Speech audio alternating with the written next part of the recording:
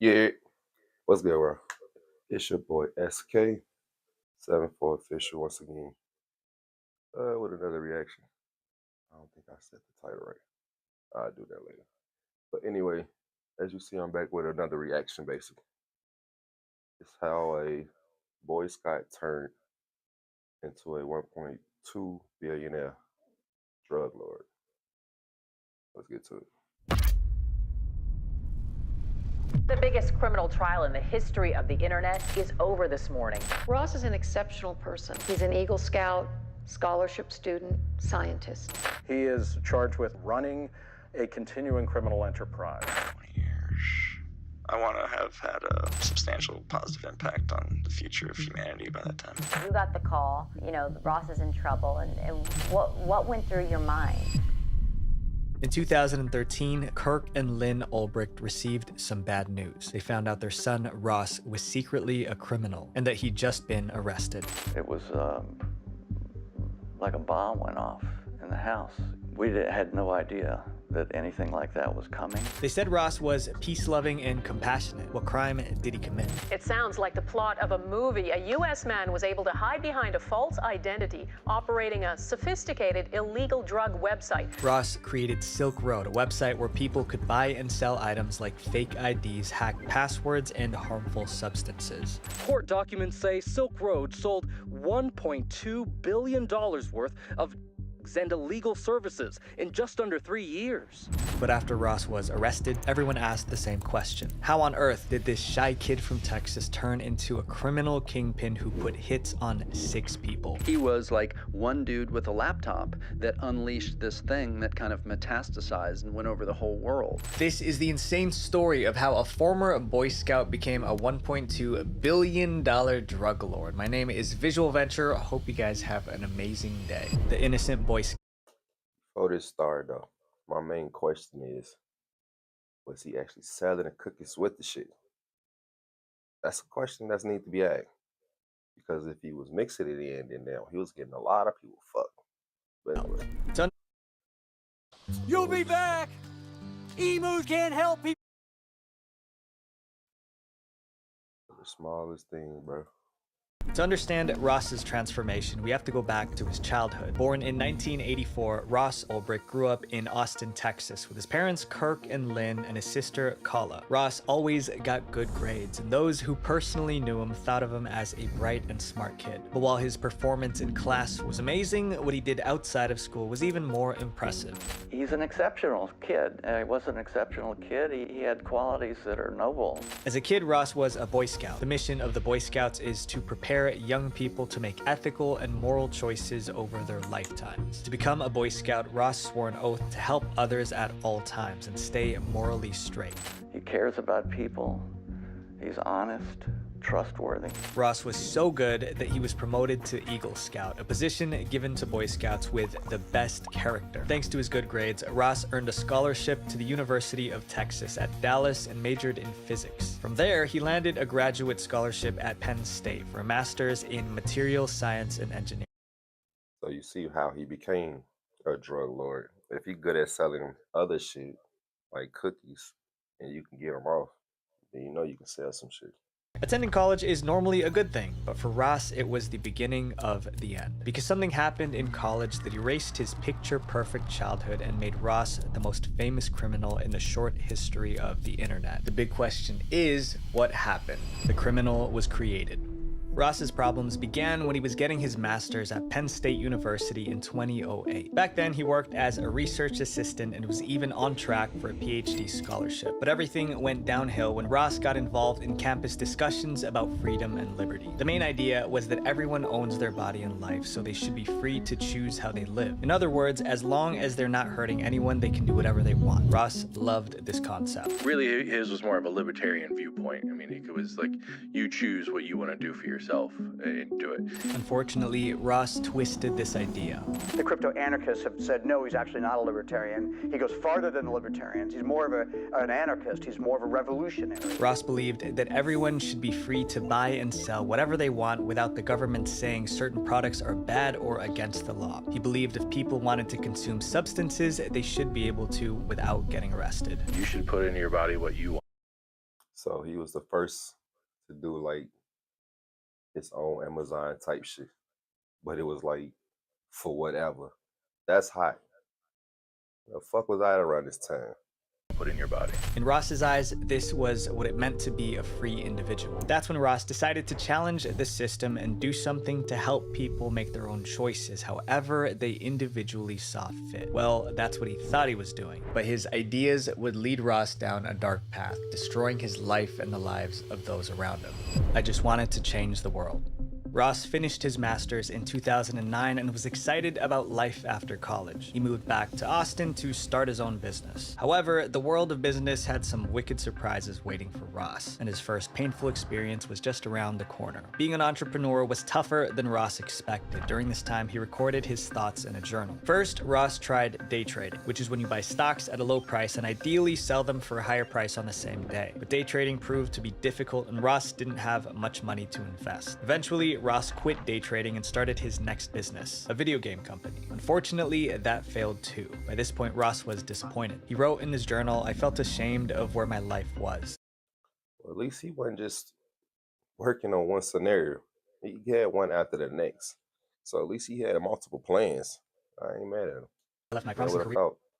as a scientist to be an investment advisor and entrepreneur and came up empty-handed. Before Ross could drown in his sorrows, he found a new money-making opportunity right under his nose. Ross's downstairs neighbor invited him to join a business called Good Wagon Books. The business collected used books and sold them online for a profit. Ross joined the company and soon he was making good money. But Ross hadn't forgotten his college dream to free the world, and now he had a plan to do it. Ross's big idea was to create a website where people could buy anything anonymously with no trail whatsoever that could lead back to them. Log into the site, browse or search for whatever services they want, and then anonymously pay for it through Bitcoins and have it sent to whatever location they want. Ross learned to code and started building the website. To make sure the police couldn't trace the site back to him, Ross put the website on the dark web, which is a part of the internet that's made up of hidden sites you can't find through conventional web browsers. Anything that you send through this internet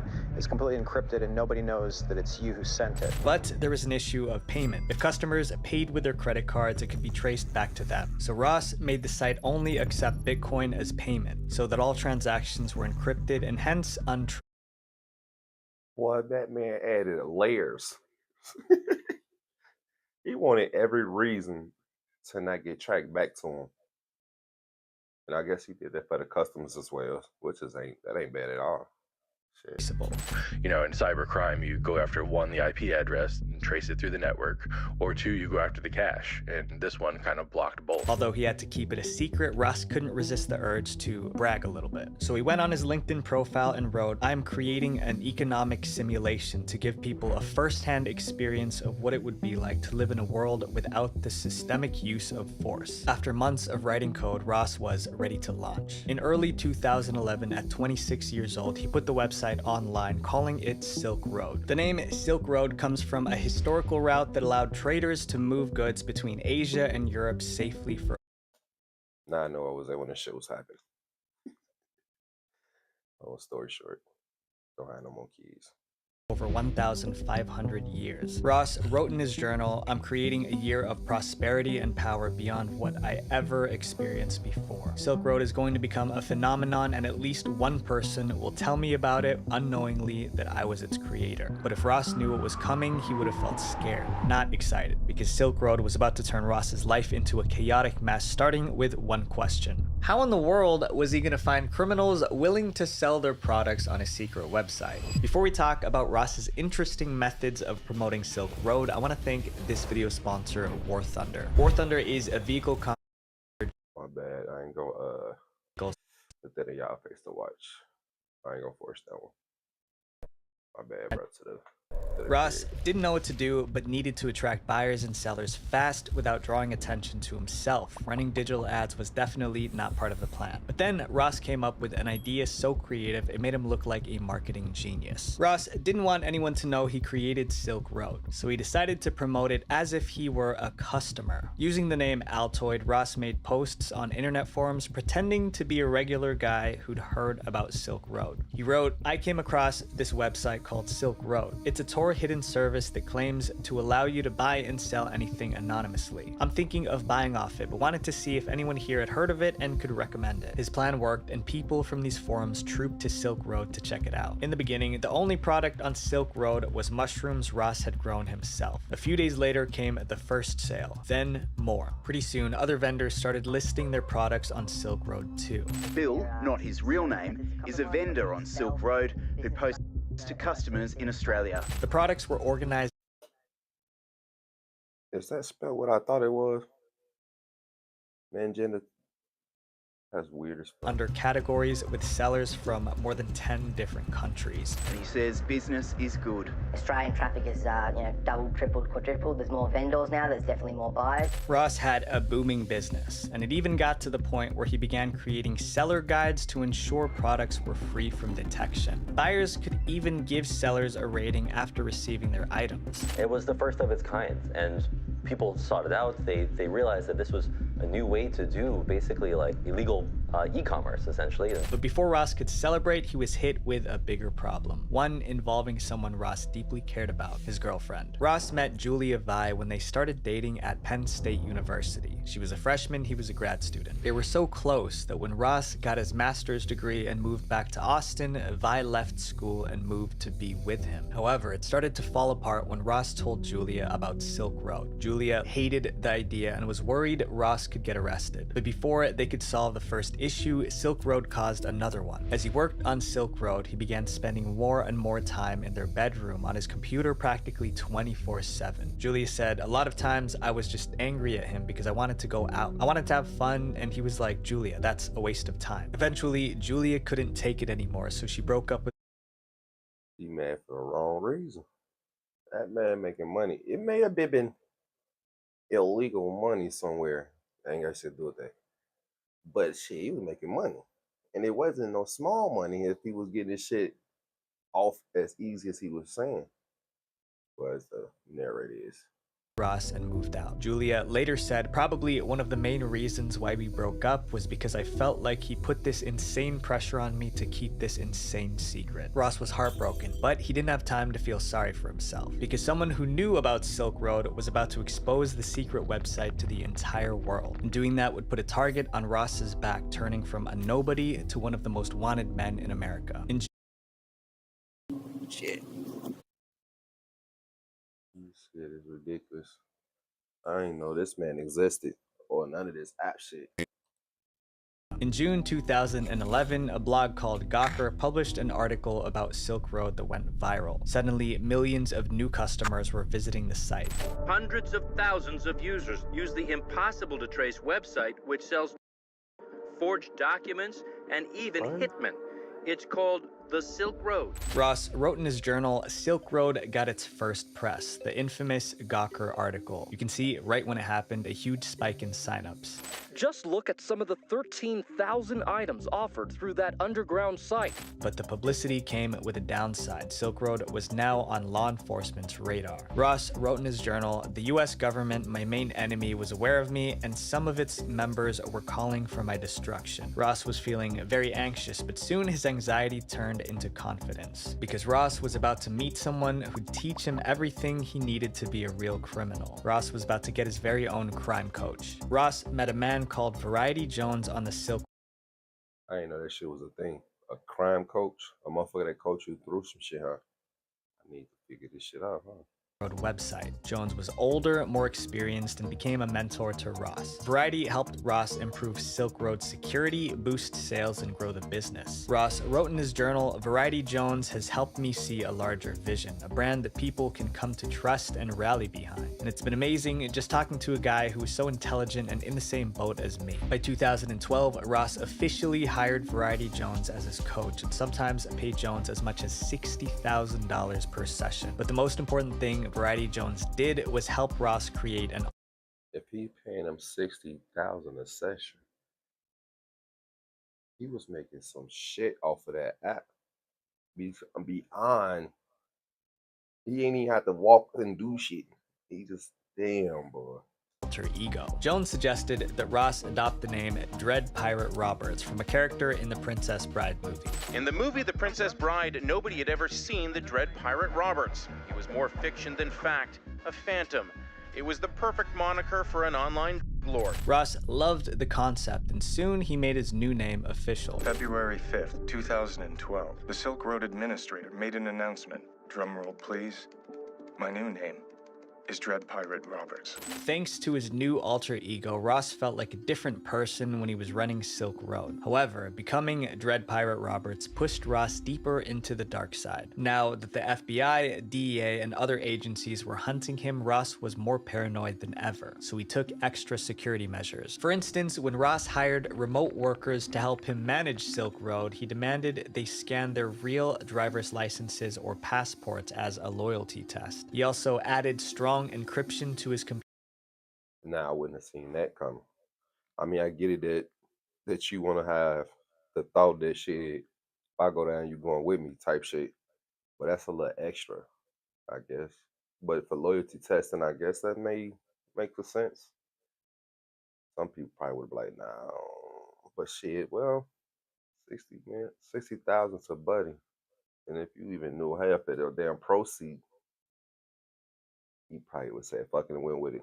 And applied for citizenship in countries that would hide him and his millions. But while Ross was being extra careful, some of his employees weren't. And soon, one Silk Road employee would mess up and it would make Ross so mad he crossed a line he would never cross before, turning to the dark side.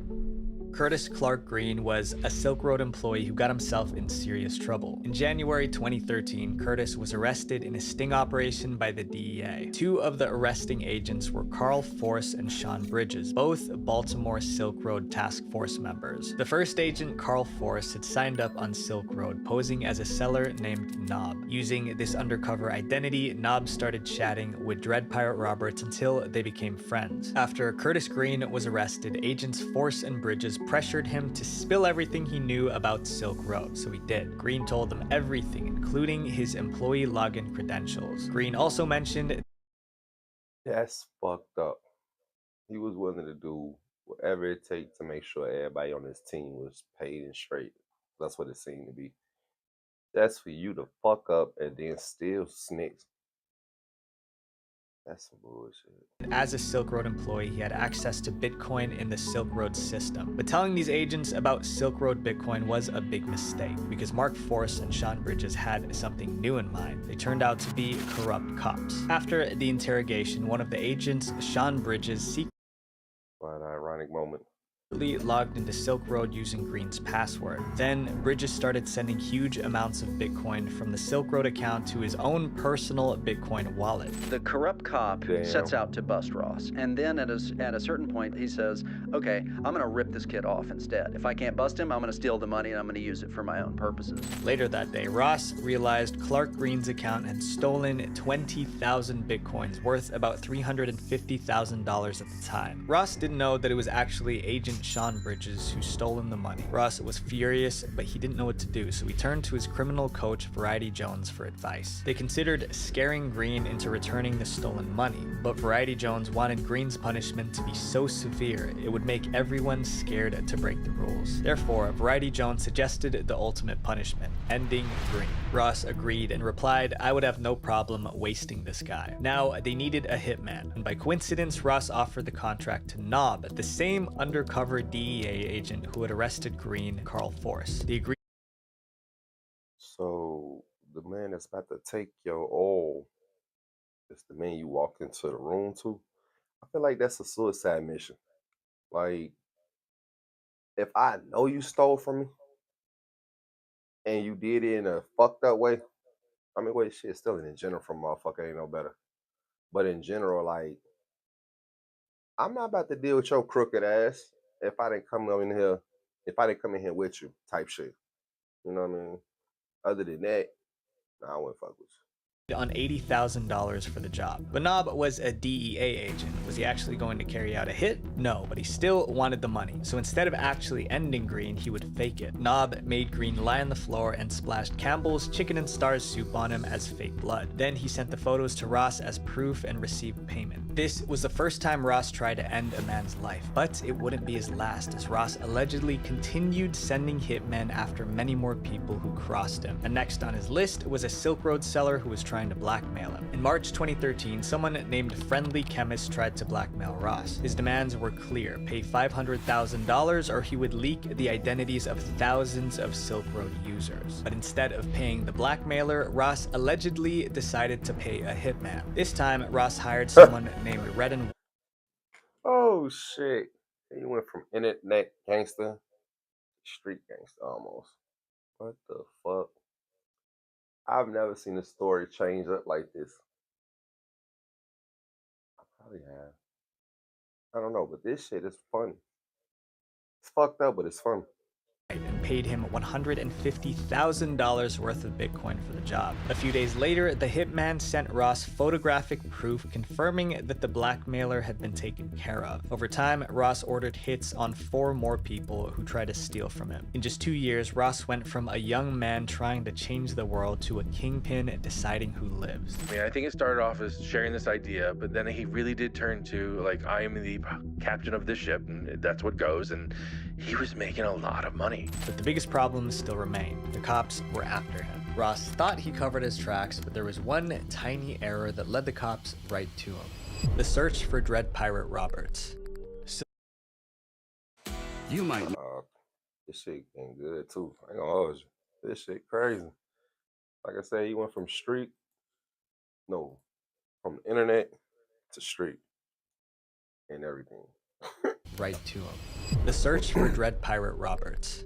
Silk Road was now the most sophisticated and extensive criminal marketplace on the internet, and folks who never thought about breaking the law now could with the click of a button thanks to Tor and Bitcoin technology. Meanwhile, Dread Pirate Roberts was enjoying his newfound fame and even took an interview with reporters. During the interview, Dread Pirate Roberts was certain that he was going to remain anonymous. He was so confident that he was never going to be found. However, he wouldn't have been so confident if he knew what the FBI had just found. It was a small discovery, but it had the power to blow the lid off the entire Silk Road operation. During the summer of 2013, FBI agents noticed a flaw in Silk Road's code. But this wasn't just any coding error. It was an error that leaked the IP address of the Silk Road server. The server was like a big computer that ran and recorded everything that happened on Silk Road. The FBI agents traced the Silk Road server to a data center in Iceland. Turning off the server would have taken Silk Road offline, at least temporarily. But instead of doing that, the FBI decided to play the long game. They made a mirror image copy of the server. This meant the FBI could spy on Silk Road, allowing them to see everything: transactions, private messages, and even records of Dread Pirate Roberts' own activities. That's when they discovered that in just 2 years, Silk Road had processed 1.2 million transactions, generating roughly $1 billion in the process. The information on the server was valuable, but it did not reveal Dread Pirate Roberts' true identity. However, they did find one last thing that would turn out to be incredibly useful. The Silk Road server was run by a person with the username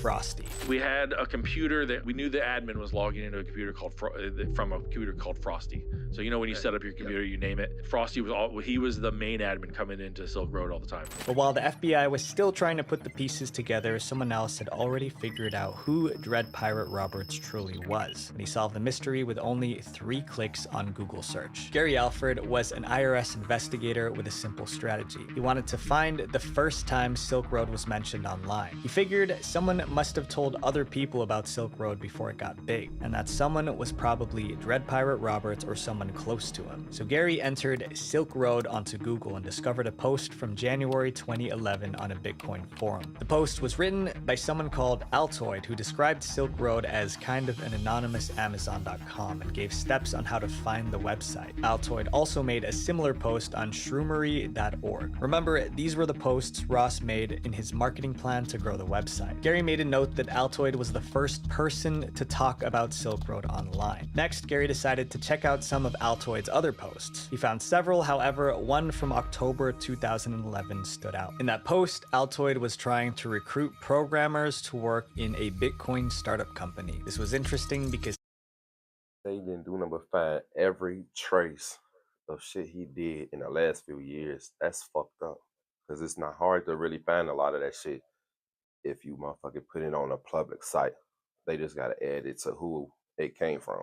Silk Road could be considered a Bitcoin startup. Although this was all good stuff, it was the last part of the post that blew Gary's mind. It said, if interested, please send your answers to the following questions to rossolbricht@gmail.com. Gary was looking at the name of a real person, Ross Ulbricht. However, Gary wanted more proof, so he browsed the web for more information about Ross Ulbricht. His search led him to Stack Overflow, a website where programmers ask coding questions. In March 2012, someone with the username Ross Ulbricht asked a coding question about Tor, the dark web browser that Silk Road was running on. First, Ross posted the question with his real name, and then less than 1 minute later, he changed his username from Ross Ulbricht to Frosty. Gary didn't realize how important the name Frosty was, but with his final discovery, Gary raced to the FBI to blow the whistle on Ross. In September 2023, Gary Alford contacted the FBI and explained why he thought Ross Ulbricht was Dread Pirate Roberts. The agents thought Gary's discoveries were interesting, but they weren't so sure that Ross, who used to be a kind Boy Scout, was a criminal mastermind. That was until Gary said Ross changed his Never judge a book by its cover. You never know who's gonna be what. Trust me. username to Frosty on Stack Overflow. I said, well, there's one other link I found. I found that Ross Ulbricht was linked to this avatar Frosty. The FBI agent starts coming in like, what was that? What is this Frosty? Gary didn't know why the FBI agent was fixated on the name Frosty. So I explained to him that's just the avatar he used. You know, I thought it was kind of strange he was asking this question, but then he says that is the name of the user that operates the site, Frosty.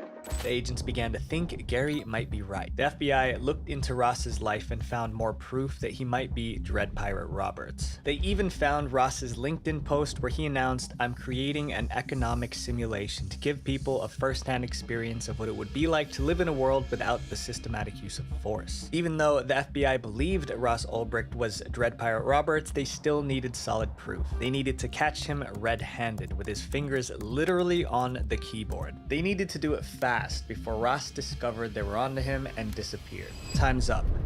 Within 10 days, the FBI got an arrest warrant for Ross. Then they headed to San Francisco, where Ross lived under the fake name Josh Terry. The clock was ticking and they still didn't have a plan to catch him red-handed. The FBI put surveillance on Ross to monitor his daily habits and movements. Of course, they needed to arrest him when he was logged in as Dread Pirate Robert so he wouldn't be able to claim innocence. Finally, the FBI came up with a plan, but it was risky because one mistake could allow Ross to lock, encrypt, or even smash his laptop, destroying the evidence they needed. On October 1st, 2013, plain-clothed FBI agents followed Ross into a public library. It was a quiet. Damn.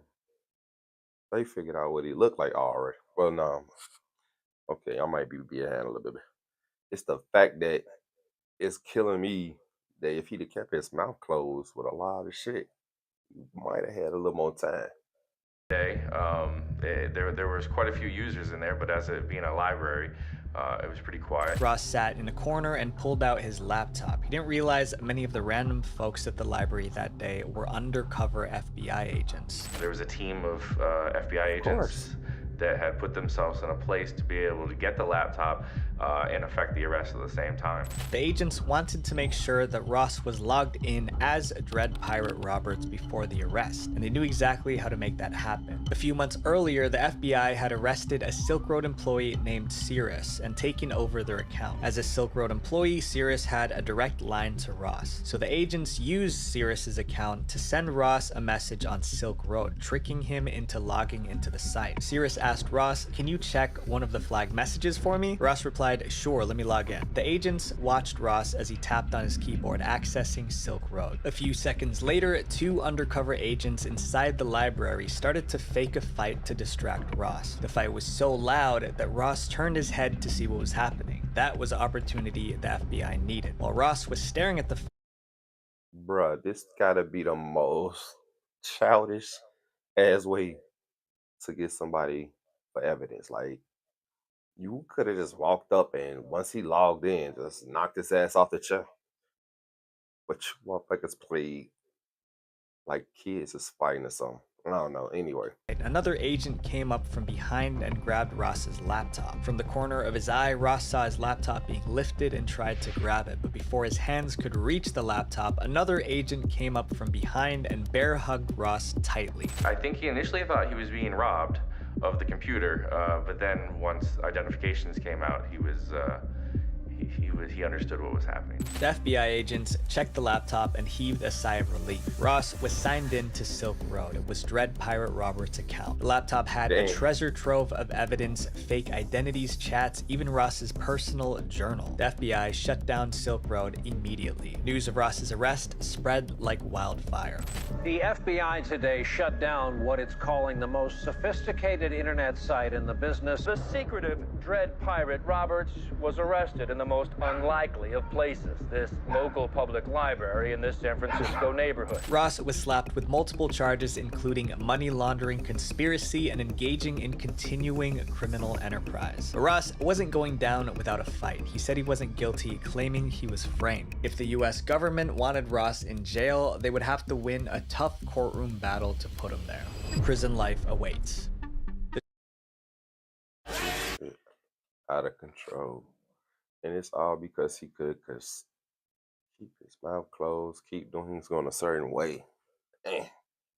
January 2015. Ross's lawyers claimed that he was being set up as the perfect fall guy for the true owners of the website. His defense team claimed he created Silk Road as a harmless economic experiment, but gave it up after a few months and handed it over to other operators who later framed him. Ross explained that the person who took over the site was the real Dread Pirate Roberts. He also denied making money from Silk Road or putting hits on 6 people. Ross was so confident in his defense that he turned down a plea deal. He was offered a deal at a certain point and he turned it down because I think it was 10 years. Ross's lawyers argued that people who run websites shouldn't be blamed for the bad things others do on their sites. They also accused the FBI of breaking the law to find the Silk Road server. They have not said how they found the Silk Road server, what methods they used. This is required. And if you don't say how, then how do you even know the evidence wasn't fabricated? The trickery always been there. That's the fucked up part. You're gonna get tricked one way or another. And then they're gonna find a way for them not to get themselves fucked. And you still catch charges regardless. Lawyers made good arguments, but still there was a mountain of evidence against him. The prosecution presented everything they found on Ross's laptop, including his journal, which referred to his actions running the site. They also showed more than $13 million in direct transactions from the Silk Road to Ulbricht's wallet, proving Ross did profit from Silk Road. But surprisingly, the prosecution couldn't find any evidence that the hits Ross had ordered were actually carried out, so they couldn't charge him for that. But that doesn't mean Ross didn't put Bro, that had to be his only thing. Because I sure thought if any of them people actually got popped, so that means the cop probably was just hiding there. I mean, it ain't a problem, I guess. But the fact that if they would have found evidence on that, his time would be so nasty. In danger. The prosecutors talked about 6 Silk Road customers whose lives have ended because of the substances they bought from the site. The parents of these victims showed up to testify against Ross. On February 5th, 2015, Ross was found guilty on all 7 charges against him. All that remained was for the judge to decide how long Ross would spend behind bars. But instead of giving up, Ross tried to make the judge feel sorry for him. Before his sentencing, Ross wrote a letter to the judge begging for mercy. He wrote, "I understand what a terrible mistake I made. I had my youth, and I know you must take away my middle years, but please leave me my old age. Please leave a small light at the end of the tunnel, an excuse to stay healthy, an excuse to dream for better days ahead, and a chance to redeem myself in the free world before I meet my maker. But his plea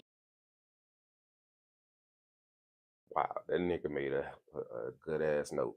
It fell on deaf ears because his sentence was more severe than anyone expected. The judge Seen that told coming. Ross, what you did in connection with Silk Road was terribly destructive to our social fabric, and then sentenced him to double life imprisonment plus 40 years without the possibility of parole. Ross wanted to change the world. His journey began as a good kid, and then he made one bad decision after another, eventually becoming something that no one could have ever imagined. My friends, the seemingly small choices that you make every day will either destroy your life or make the world a better place. So choose wisely. Visual Venture.